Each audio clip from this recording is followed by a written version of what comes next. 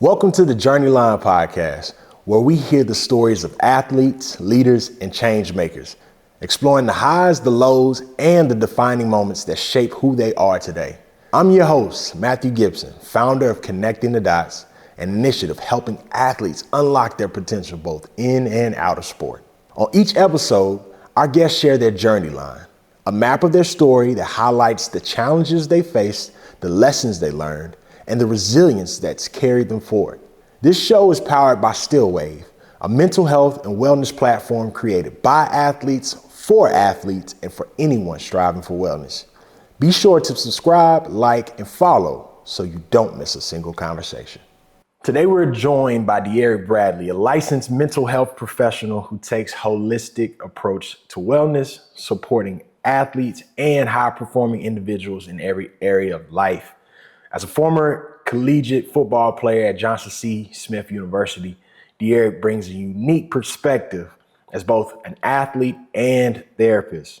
With a bachelor's and master's in social work, his work centers on helping people explore, identify, and process the deep connections between athletics and mental health. By combining his lived experience with clinical expertise, De'Eric empowers others to build resilience, self-awareness, and lasting balance beyond the game. De'Eric, happy to have you on the Journey Line podcast. Appreciate you being here, brother. Man, that was dope, man. So much respect for you. Yeah, man, this is a conversation that I've been looking forward to have. I think, we go back a lot, right? So it's the history. You got some history. So the first time, just brief, first time we really met was 2011, 2020, 2012, somewhere in there. 13, something. Yeah, something like that. I think I was either about to go to college or in college. So you played collegiate football with my cousin Dedrick Anderson. Shout out to Dedrick. Yeah, D Andy at JCSU. So that's how we connected from there. And then we were just talking about this, you were at his wedding and we went out that night, all hung out, and that was probably 2017, somewhere around that 17, time. 18. Yeah. And then I moved to Charlotte, and fast forward 2023 is when we reconnected once again. Black Male Therapists had an event here. I was talking about connecting the dots at the time, and then we had reconnected. And I was like, yo, I know you from somewhere. And then it was like, yeah, where you been? How you been? And from there, we just been locked in. My first ever Connecting the Dots Athlete Summit, you was there, talking to the students, supporting and being there. And then this most recent Connecting the Dots Athlete Summit with the Hornets, you were one of the panelists on our mental health panel discussion, man. As well. So it's always been love. And even on that panel, you had one of the best quotes, and that still sticks with me. Right. You said, focus on improving, not proving. Right. And so we're gonna have to have you unpack that. We're gonna have to have you unpack that at some point in this episode. But, I say all that to say is that in my life, I've recognized things come full circle. So the fact that we are here having these conversations, both as former athletes, you as now a mental health professional, me as somebody so I would call myself a mental health advocate. I think that there's a lot of richness that's gonna happen in this conversation. So once again, I appreciate you being here, man. Thank you. Man, I appreciate the opportunity, man. Absolutely, absolutely. So we'll just hop into it, man. So one of the questions that I ask every guest on this show is, what is your journey line? And essentially, a journey line is, think of it like mapping your highs and your lows. It's me asking you, who are you, without saying, who are you, right? So just give us this high level overview of who you are and how'd you get to where you are today? Man, so how'd I get to where I am today? That foundation started in Orangeburg, South Carolina. That's where I was born. That's where my family is from.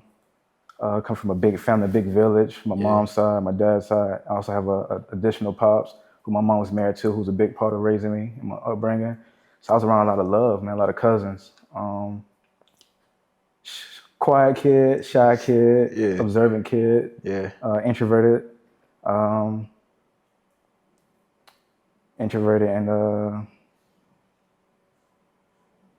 had a lot to say, but just kind of kept it to myself. Okay. Then we moved to Atlanta, Georgia. It was when I first started playing football at 6 years old. Okay. And it was difficult for me from leaving that village to now we kind of smaller now. So during that time, it was a lot of change. Because we moved around a lot. Yeah. So adapting to change and having a hard time building those connections, having a hard time finding stability, and being my own because of just the moving around. During that time, also felt like an underdog. That's always been like my story. Like always having the talent, but always having to prove or work harder to make a name for myself or let it know that I'm here. Yeah, a lot of adversity through high school, through the recruitment process, finding my new skill of connecting with others, through holding space for them, allowing them to share and be their authentic self. Man, I'm going all over the place, but just being an athlete, going to college, and identifying who I am outside of being an athlete. And football was a big part of my life. I started at 6 years old, played all the way up to college, and knowing like when I put these cleats down, who am I now? So it's a lot of ups and downs, a lot of highs, some lows, but yeah. Yeah. Hopefully I explained the question. Yeah, no, I mean, you explained it, and like I said, it's just a high level overview of me. I think we are all like really, life is nuanced, right? So it's so many layers. That's what I've been trying to say. We're layered people, right? So much to unpack. So, we'll start it off like this, brother. Take us back, start back childhood, right? So you said Orangeburg. This is a side note. Isn't that where they invented the Roy?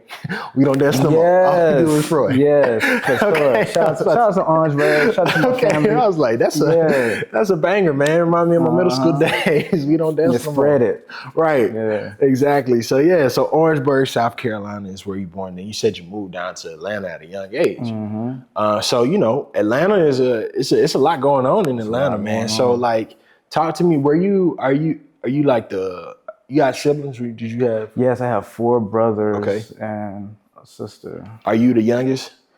Nah, so on my mom's side, I'm the oldest son. She has 3 boys. On my dad's side, I'm the second. Okay. I have an older brother.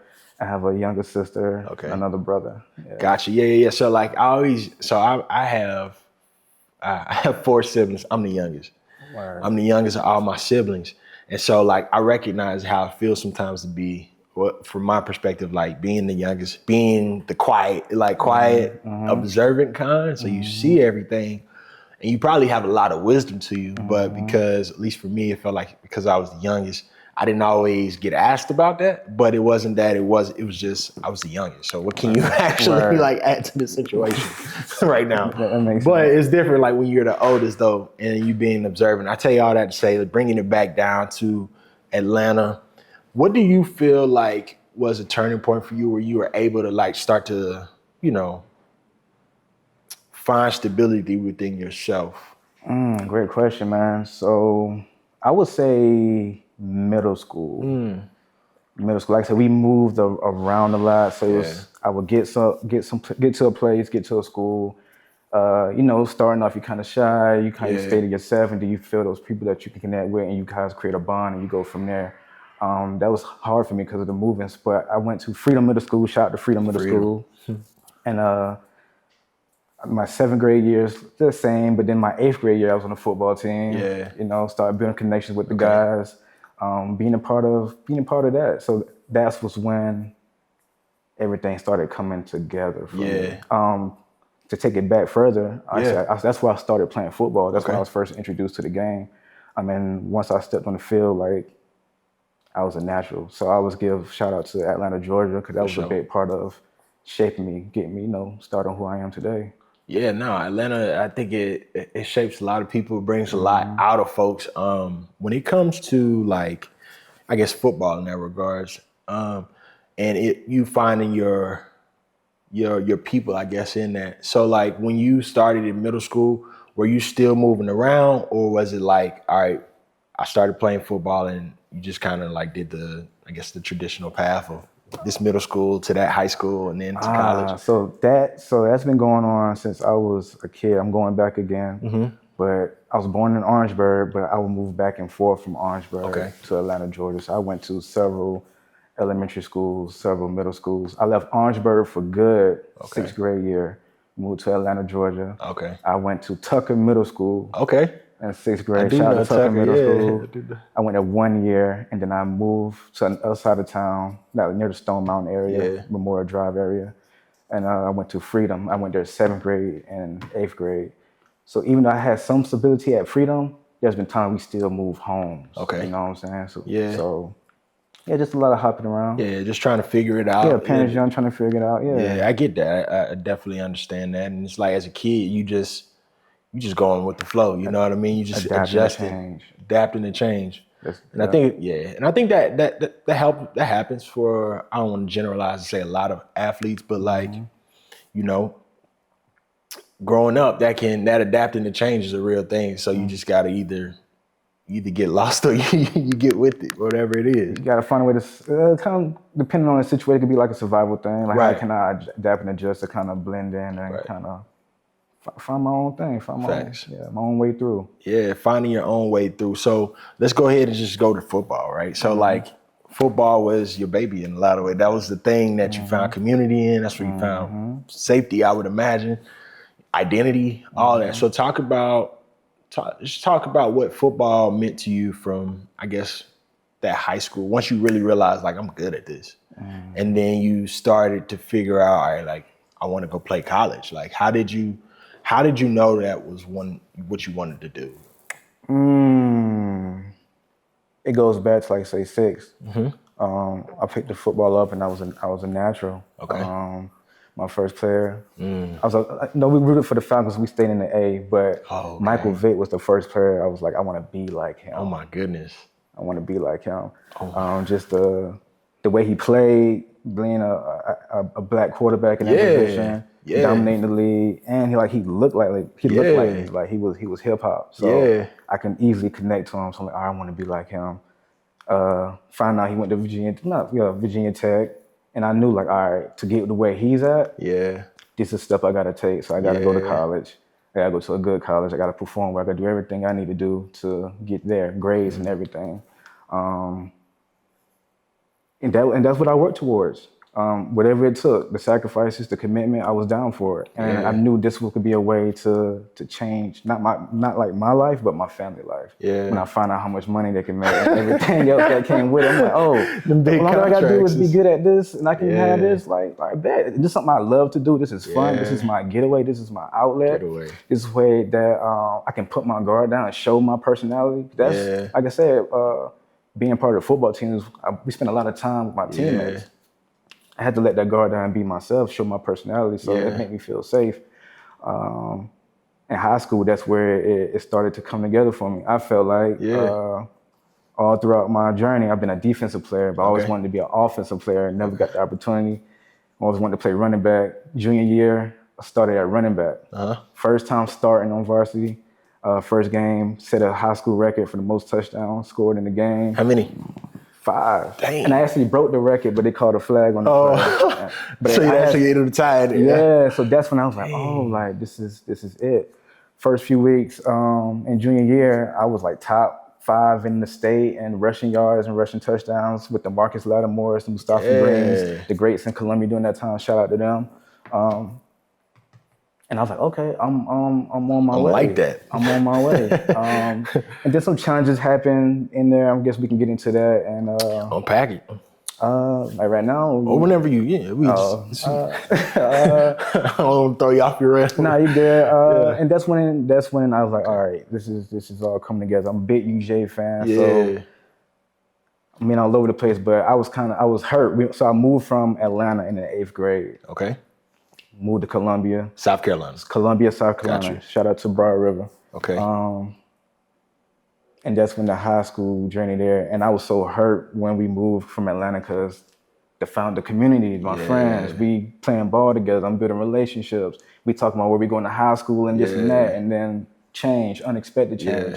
So I was hurt. So my goal was like, man, I'm going to come here. I'm going to do what I got to do. I'm going to get a scholarship to UGA or get a D1 scholarship and I'm out of here. Yeah. And that's what I worked towards. And went through some challenges along the way. It didn't happen the way I wanted to or I thought it would, but it happened for a reason. And I'm glad it did. Yeah. Let's, I definitely, let's hop into that, like in regards of, so, you know, anytime I hear you talk about breaking records, that kind of stands out to me, especially when you're playing this new position, right? But like in the midst of that, that's the one thing I think people don't always understand is that like as athletes or high performing individuals, people see the fruit of what you do. Like, dang, this kid scored 5 touchdowns in one game, but they might not know all the other things that might have been happening off the field, right? So like you said, the football field was your safe space. I can 100% identify where you feel like safe. I can just be out. You're actually like in a flow state. I'm not worried about anything else that's happening, but present, this, right? fully present.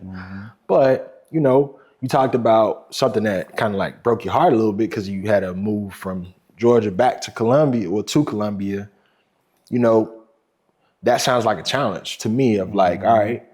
And then you talk about like being in that season, your junior year, and then you had some challenges. Kind of talk about some of those challenges that you were going through during those times and like how you, eventually overcame that. So moving to Columbia, like I said before, man, just moving to a new place and just having to adapt to start all over again. Yeah. To get responsibility, to build connections, and to just learn the area because I'm new to Columbia. Thanks. So I don't really know anything. But I got my ground in. I was an angry kid. Yeah. So there was a time where people, that's the thing about my personality, even though I'm introverted and I was quiet and I was like shy, like people gravitated towards me. Yeah. But during that time, like I was angry. Like I didn't want to talk to nobody. I just isolated. And then we moved again from middle school, start over in high school to a different side of town, a different home. So starting all over again with that. And like I said, my goal was to play running back, and my coach told me like, "Nah, you're gonna be an outside linebacker." I'm like, outside linebacker, what? Like I was like Man, 5, you know what I'm saying? Like, bro, Like, this is I'm not going to Georgia as an outside linebacker.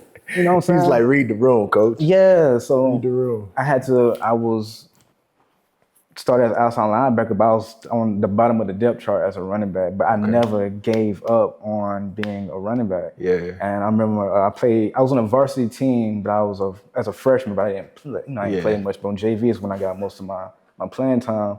And shout out to Coach Adams, who's my JV head football coach. He gave me the opportunity to play running back, and that's when everybody saw like, oh, he can play running back. He's a running back. He's a running back.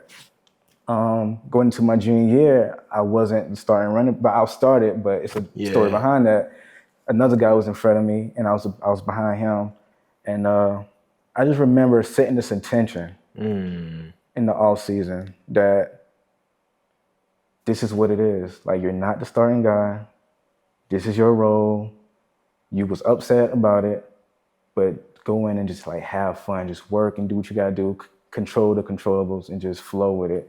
And that's what happened. And I continued to work, continued to grind. I kept a positive mindset. You don't get challenged, but I kept a positive mindset. And unfortunately, the starter got injured. He's battling some injuries, so that gave me a chance to get more reps with the starting team. And he was getting healthy towards the first game, and they didn't name a starter. So we getting warmed up on the field. We breaking, the running back breaking from the group. And the RB coach, Coach Kelly, shout out to Coach Kelly. He was like, he tapped me on the helmet. He said, "You gonna take the lead on it." I said, "All right." You ain't look back. Didn't look back. Yeah. Injuries along the way, that was challenging.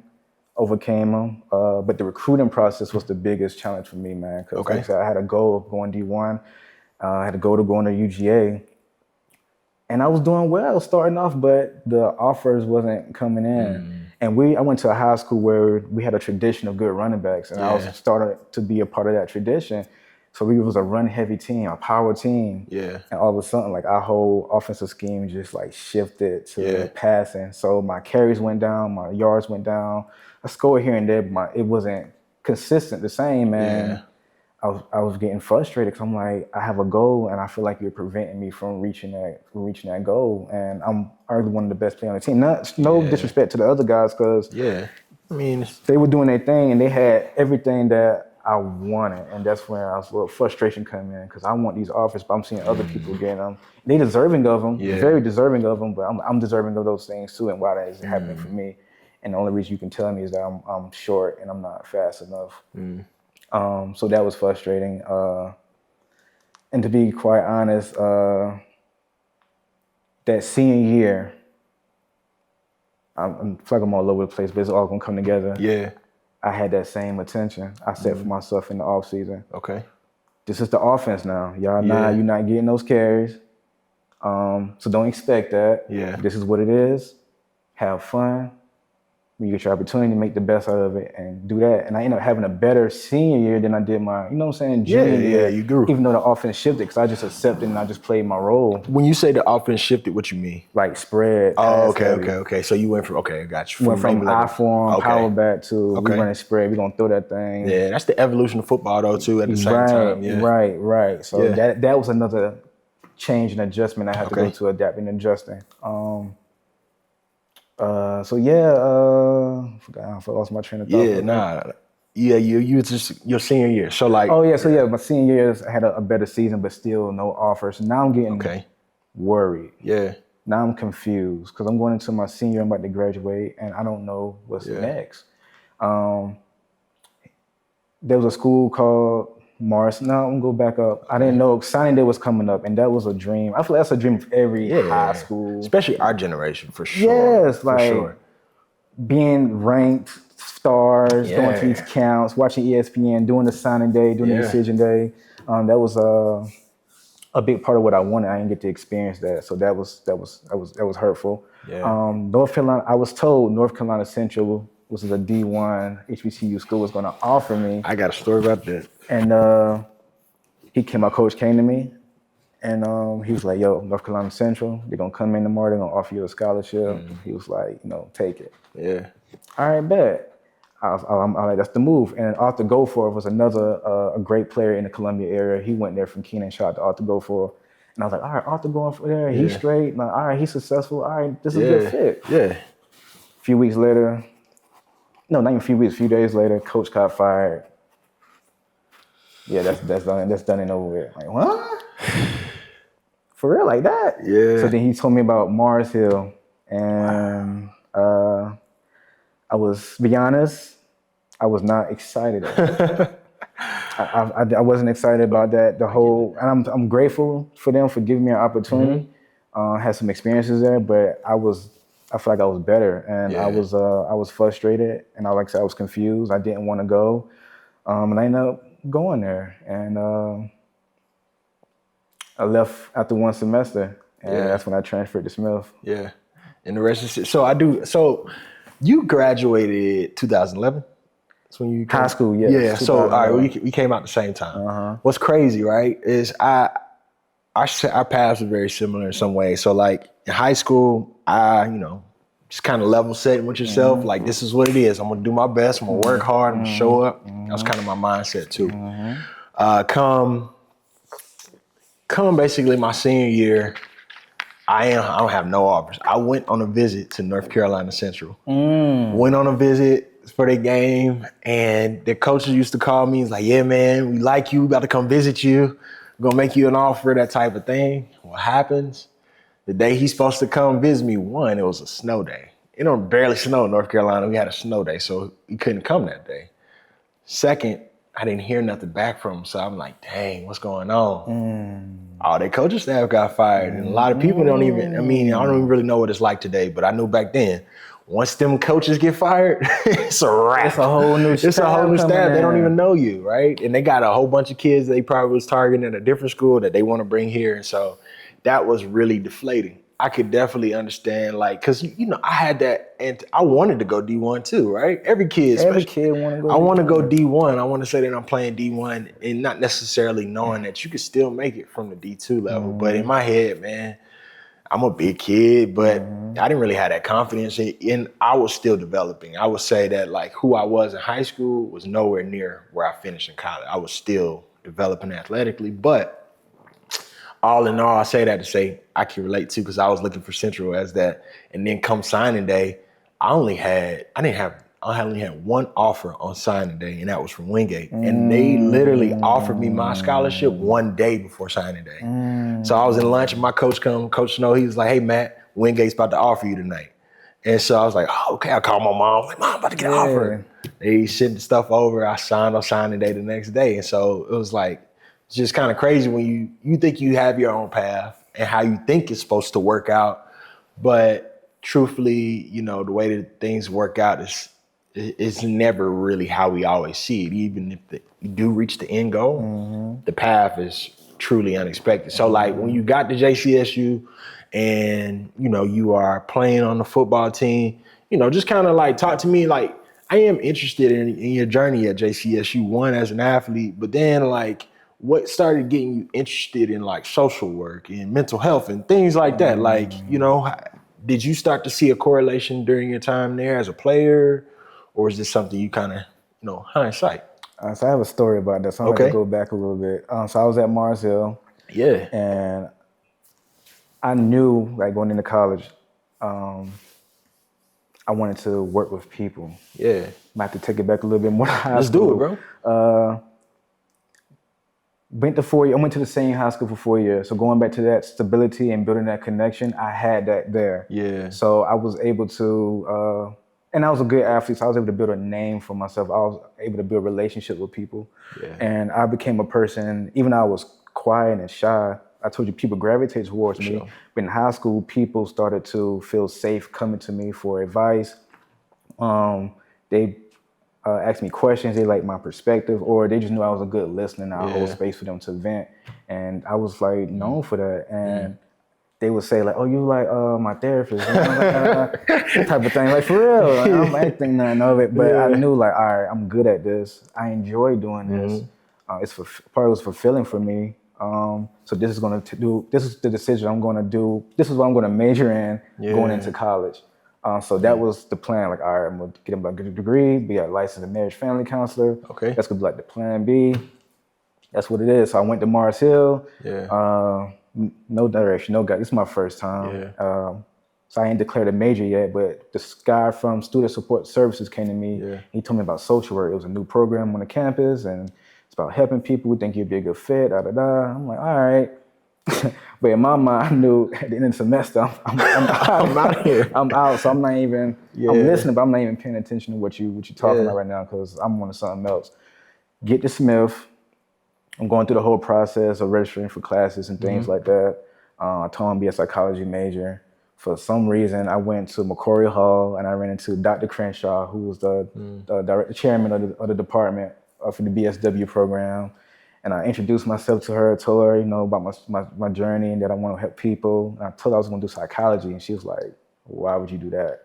She was like, be a social worker. And she kind of comparing the two, and she made social work sound real good. I said, all right, I'll roll with it. Yeah. And that gave me that sense of like guidance and family, community, stability. You know what I'm saying? The hard part with that was going to Smith and starting over. You know what I'm saying? Being the underdog, got to make a name for myself.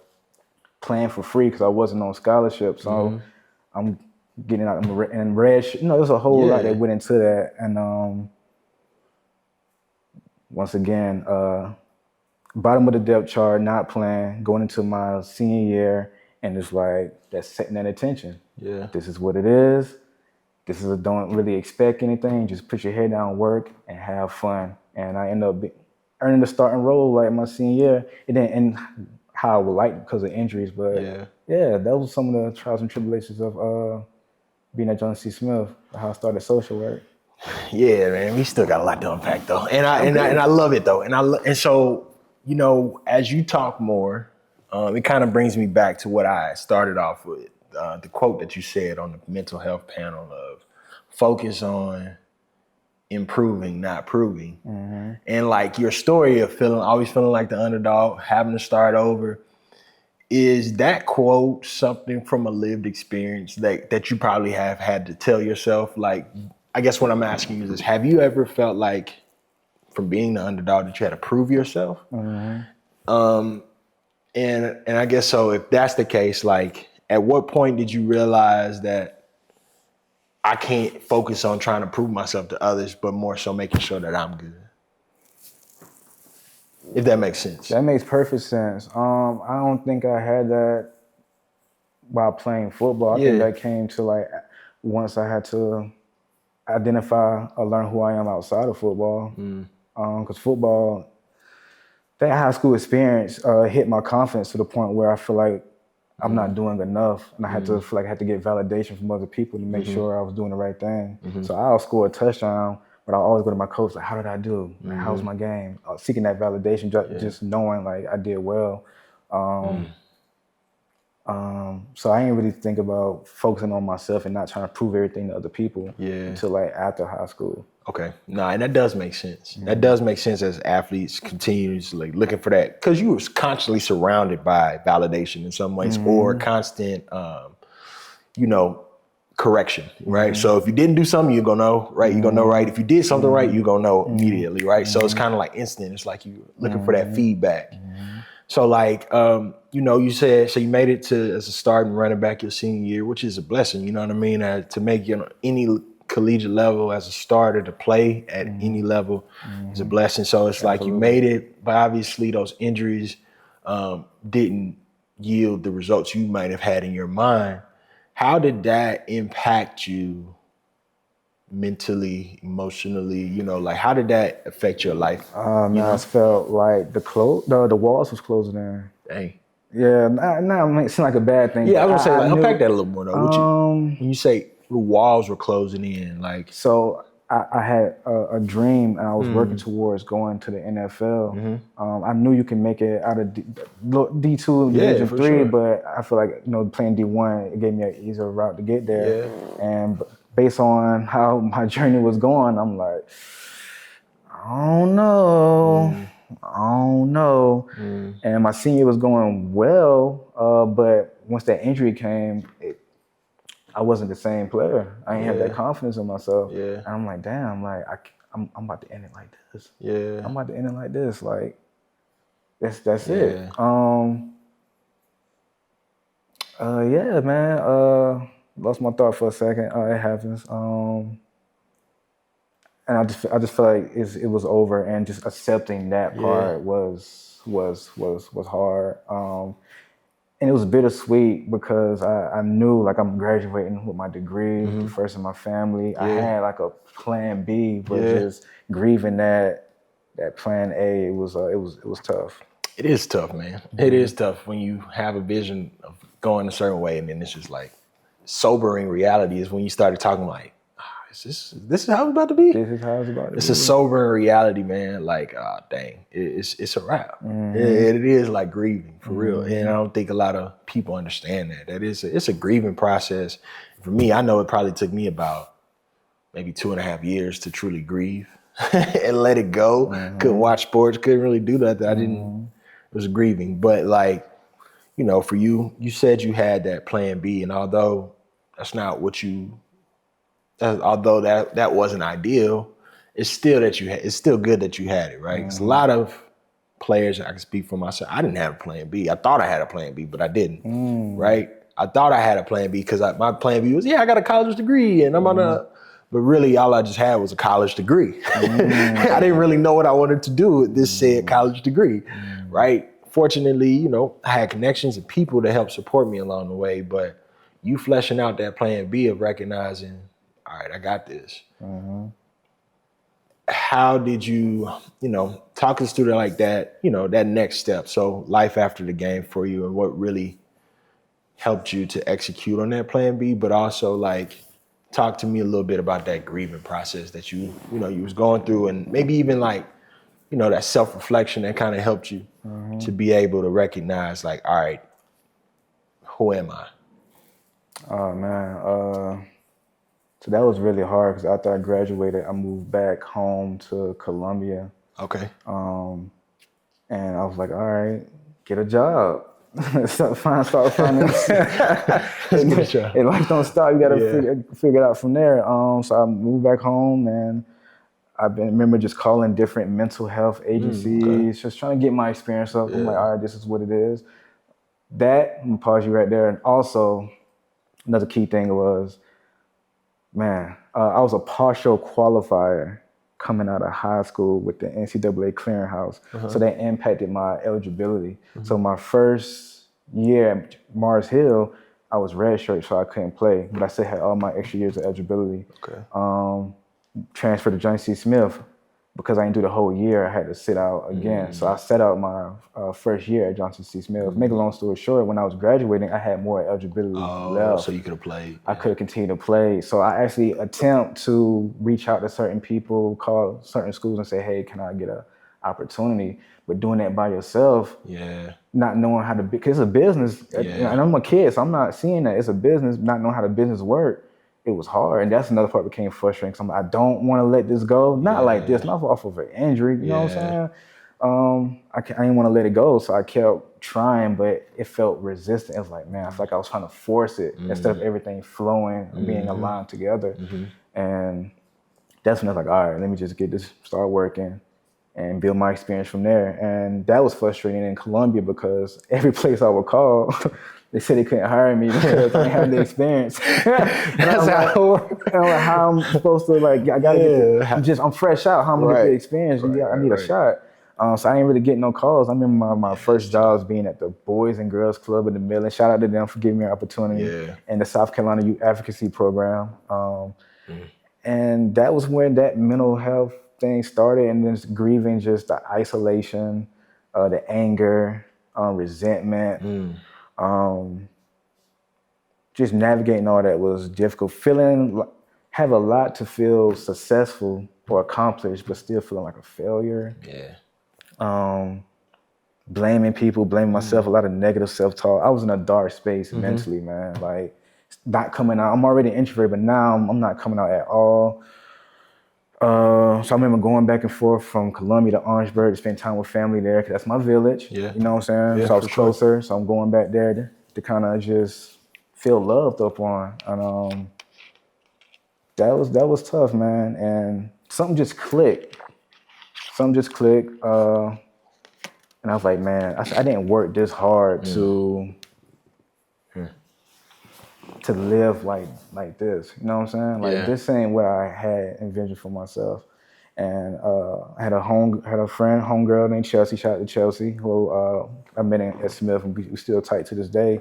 She was working at a mental health facility in Charlotte. And she just throw little nuggets like, hey man, if you need a job, I got you. I know some. That's all right. Okay. But then something hit me. I was like, yeah, something need to change. Changing again. Something need to change. I need to make that pivot. And that's when I was like, all right. I reached out to her. She got me connected. Talked to a family member who can kind of come and let me, like, get myself together a little bit so I get on my feet. And I know I had that conversation with my mom, like, this is what I'm doing. Like, I'm out. And that's when I went 10 toes down, like, all right, this is life moving forward. Accepting, like, all right, football is it. Like, it's work on being a clinician now. Like, what's that gonna look like? And in that process, like, getting to know who I am, because I didn't know, because football was my identity. That was all I cared about. That's all I think about. And I didn't know me. So that's powerful, man. I appreciate you sharing that, right? Because like, when you talk about it, you really just took us through the whole entire stages of grief that you went through, like stages of grief in some ways, so you get to this place of acceptance, right? So you said the isolation, I feel that, the anger, resentment, all these different things of, like, regret probably too, of like, man, if I would have did this, if I just would have did this, or maybe if I wouldn't have went out on that weekend, it's so much regret, right? And it's like the isolation comes because it can feel like nobody really understands what you're going through. And the sad part about it is that you aren't alone, because there were probably however many other guys was in your graduating class probably felt the same way too, that's right? A fact. However, those dudes are probably they just in their own minds like, I got to figure out what's next, right? Either going to school, I got to get a job, I got to figure out whatever is next. And so many guys isolated, not even say guys, so many athletes in general from all sports kind of navigate life next. Like, whoa, what do I do? But once you are able to kind of navigate those different steps, you can then be able to see yourself coming a little bit more clearly, right? And so one of the things that you said too that I always think is impactful is like your community. And so like when I talk to like younger athletes to this day, I always say like your mental health is also important. You got to know who's in your community. And that can be hard for some people, because some people don't always have a large, expansive community. But if you got folks in your circle like Chelsea, who's able to throw you some nuggets and say like, hey, I got a job, or if you need a job opportunity, I got you. Or, you know, your family that can hold you down, or somebody that you could talk to. through those dark times, that's so important, bro. So important. It's so important in terms of getting to that next step of evolution and self-acceptance and things like that. And the thing that you said is like, all right, I had to look at myself. So now when we look at this place where you kind of did get to that place of acceptance, now you're looking at yourself as, who am I? You know, like what were some of those practical things that helped you to begin to identify who you were outside of this game of football? Great question. Starting off with, what do I like? What do I enjoy to do? Like one random fact, like I enjoy hiking. Okay. You know what I'm saying? Like doing that and like, oh, I like this. This is therapeutic. This feels good. Oh, this, you know, this is a thing I can do. Could still continue to working out. Down the road, reading, like, and I think that was the key thing, because I didn't like school. Yeah. You know what I'm saying? I didn't like school. My education was important. My parents instilled that in me, like, you're gonna get your education. That's why I had that plan B. It's like, you gonna go to school. My dad told me, like, even if football don't work out, you got your education. So, but I didn't like school. And after that, just learning about me on my path, on my faith journey and everything, just reading a lot of books. Yeah. And I didn't know, like, oh, I enjoy reading. It's just, what they was giving us to read, I didn't enjoy, but I actually like reading. I enjoy learning. Yeah. And compassion. Just loving myself. I didn't give myself a lot of self-love, and giving myself that love was necessary, but it was challenging. Yeah. And my wife, who was my girlfriend at the time, she was a big part of, like, showing me, seeing the parts of me that I didn't want other people to see, and seeing me for who I am, and just still, like, loving me through the whole thing, and just instilling those affirmations and those good things inside me. That was a big part of that shift. Learning to love yourself outside of your performance. Loving to love yourself outside of your performance. Yeah, that's a real thing. That's a real thing. And then I think anybody could get to that space in life where you just see yourself outside of your stats, outside of what you might earn, all those different things. Like you said, the little things, the compassionate part of yourself, the nerdy part of yourself. I wouldn't say nerdy, but just like the part that you like to learn. It's beautiful, or you like to be in nature. Right? You know what I mean? And that's okay, and like accepting it. And you're right. So learning to love yourself helped you to be able to find that acceptance and move forward. Find your identity outside of sports. Also to love your wife, you know, being able to speak positively in your ear. Shout out to Aisha. Right. You know, that's important to have that community, and just somebody that's really can see you for who you are.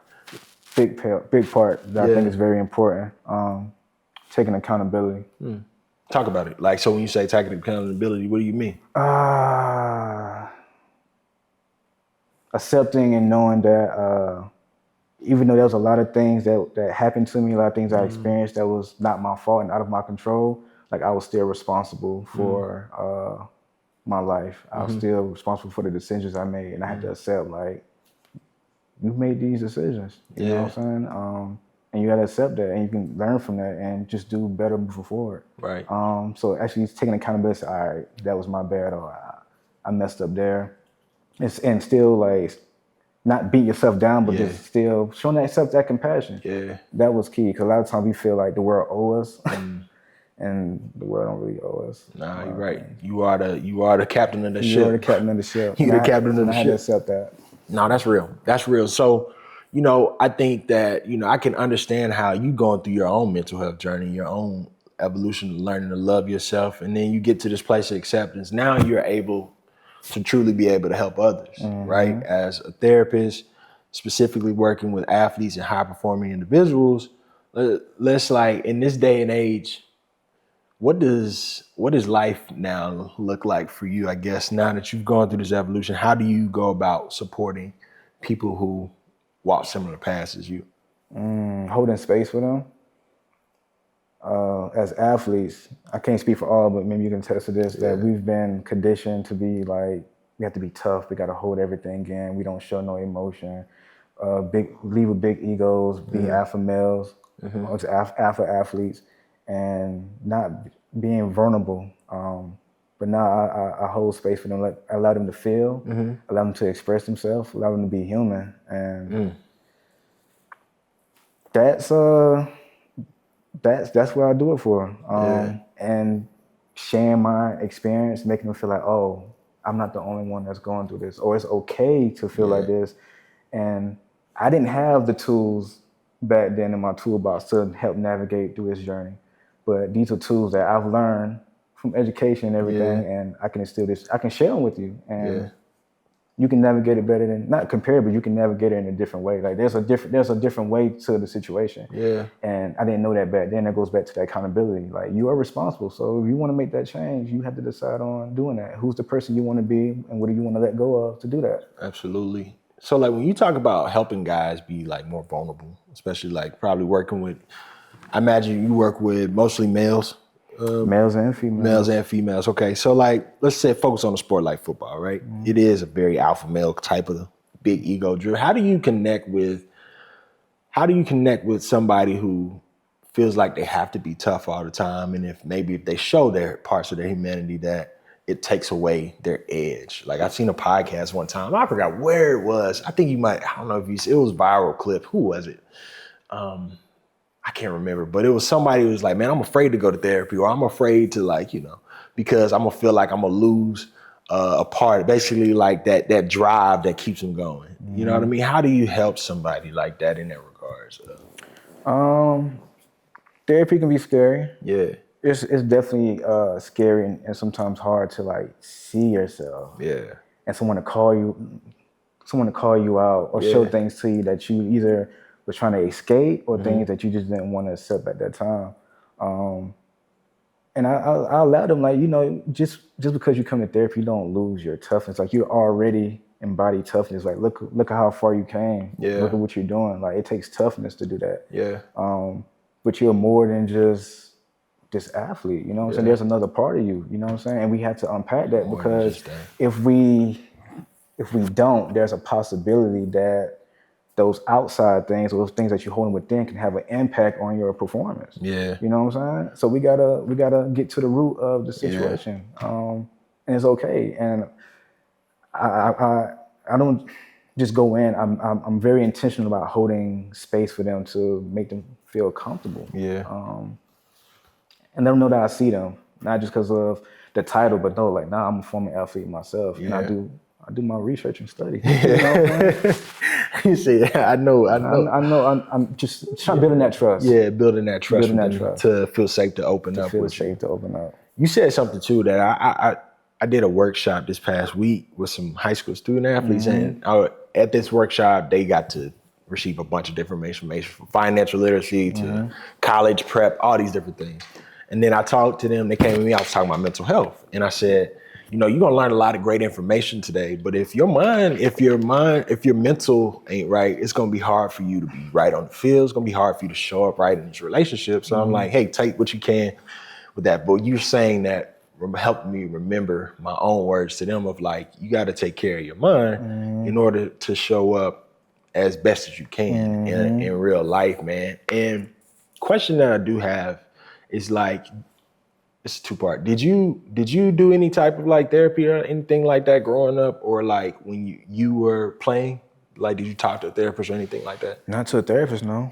Okay, so like, what do you think, knowing what you know now as a mental health therapist, as a former athlete, how would that have benefited you if you had been able to talk to a therapist maybe as like while you were in college, navigating different transitions and stuff like that? How would you think that would have helped you? I believe I would have had more of a clear mind. I was very anxious. My mind would just be running, just be racing. And a lot of times it was on like the worst case scenario. So I feel like if I had someone to process some things with, give me some proper guidance, I wouldn't feel so tense or anxious going into new experiences that made me feel uncomfortable. I'll probably feel more confident in myself, not only as an athlete, but as a young man during that time, to not be so afraid to be seen. You know what I'm saying?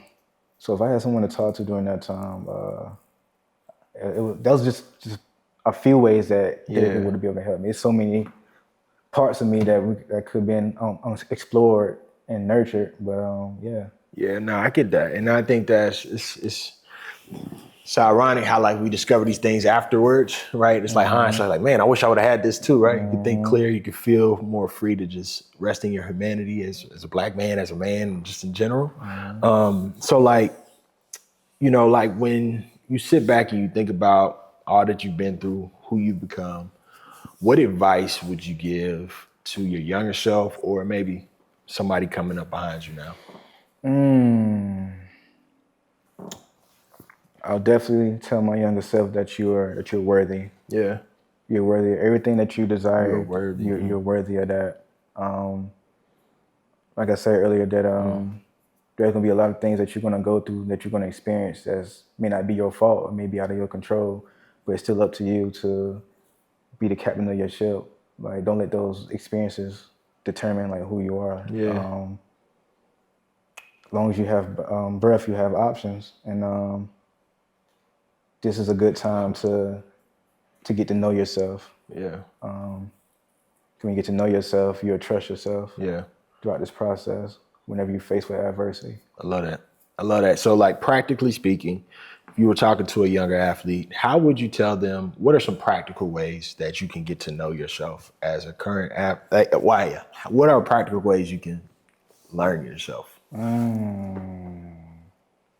So one thing I like to do with the people I work with, first session is we get to know who you are.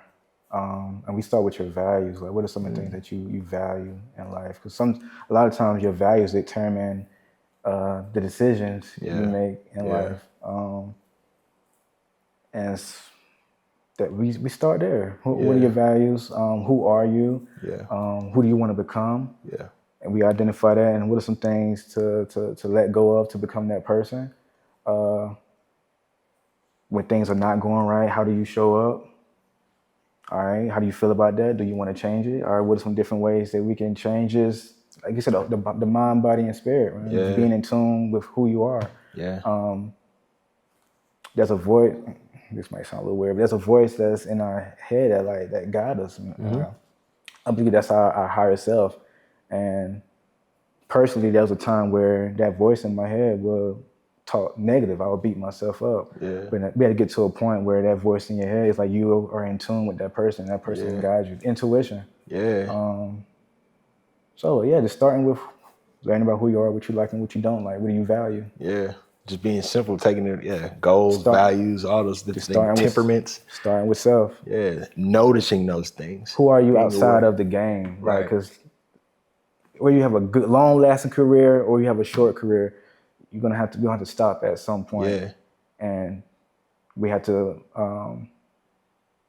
learn who we are when that door closes, when that chapter closes. We got to learn who we are outside of that. For sure, man. I appreciate you saying about that voice in your head. I do think to me, I call it, that's my spirit, right? I listen to it. And there's negative voices oftentimes.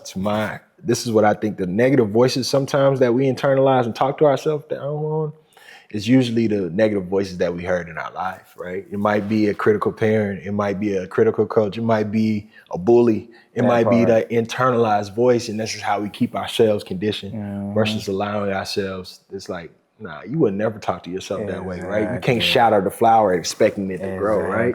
Speak to it with love and kindness and accountability. If you want it to grow, if you want it to actually flourish, right? So no, that self-talk is a big piece too. That's something that, I still today struggle with, but it's like I've become way more aware versus like what it might have been 10 years ago, right? And that's the only way I used to feel like I had to grow is by like beating myself up to do better. But in reality, it was just me in a conditioned way of like trying to shame myself to grow, but nothing really grows in shame. It just gets hidden, in my opinion. That's a big fact. Yeah.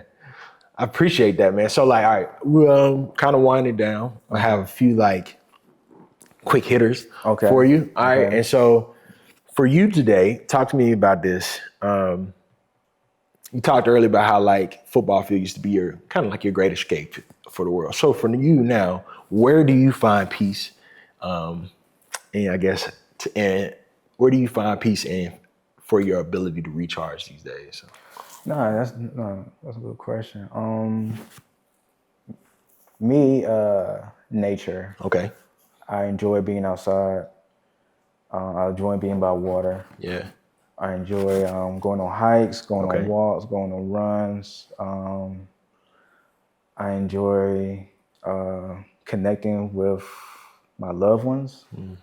I enjoy, like I said, I'm an introvert. I'm a simple guy, man. I enjoy a good TV show, a good TV series, a good Okay. movie.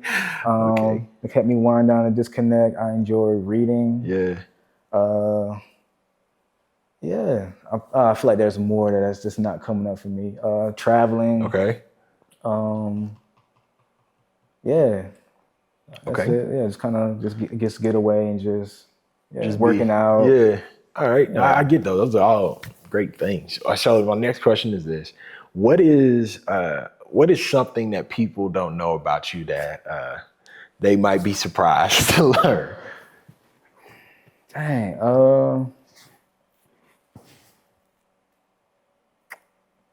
I think something I said earlier that I'm a nerd. I Okay. enjoy to learn. I enjoy to just learn, just gather new information about Yeah. myself, about the world, about my history. So that's the type of time I'm on. Yeah, I think I'll go with that one. Like I said, so many parts.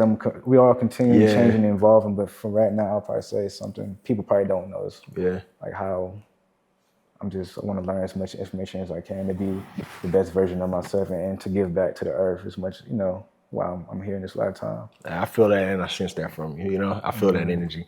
All right, my last question in this regards from the hot takes is, all right, so the book of De'Eric Bradley is being built, right? Each and every single day we are adding pages to it. We don't even realize it. At the end of the book, when it's all said and done, when somebody closes that book and it's sitting right there on the coffee table, somebody picks it up, they read your book, what takeaway do you want them to get from that? Oh man, you're looking with a deep one.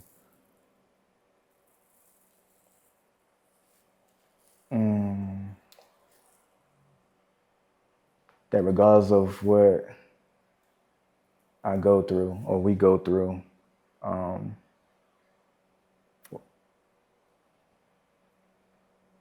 everything is gonna work out, and everything is gonna work out just based on trust and self-awareness. But when people read my book, I want them to become more self-aware and being able to trust themselves. Trust yourself. Just trust themselves. Trust themselves. That's big. Through the adversity, through the setbacks, through the ups, through the downs, just stay balanced and neutral throughout the whole. Keeping my composure. Yeah. This is a guy who went through so many different things. There was times where he doubted himself. He didn't know how it was going to turn out, but it always works out in the end. So just keep your composure through the ride. Yeah, keep your composure through the ride. Trust yourself. I receive that, brother. I'll read that book for sure, man.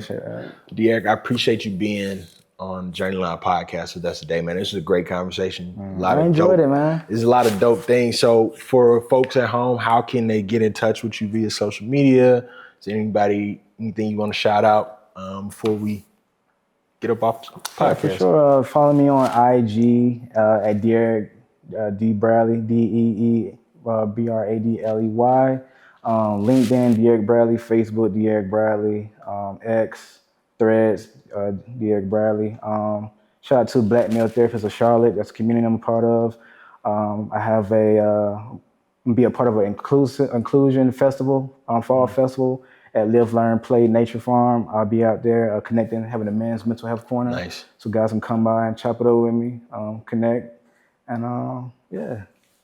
Appreciate you. That's where you can find me. Yes, sir. I appreciate you being here. Definitely supporting all the ways. Make sure y'all follow De'Eric Bradley on all social medias. Man, but thank you once again for being on the Journey Line Podcast. I'm excited for people to hear this. And thank you, brother. I appreciate you. Thanks for coming in. Yes, sir.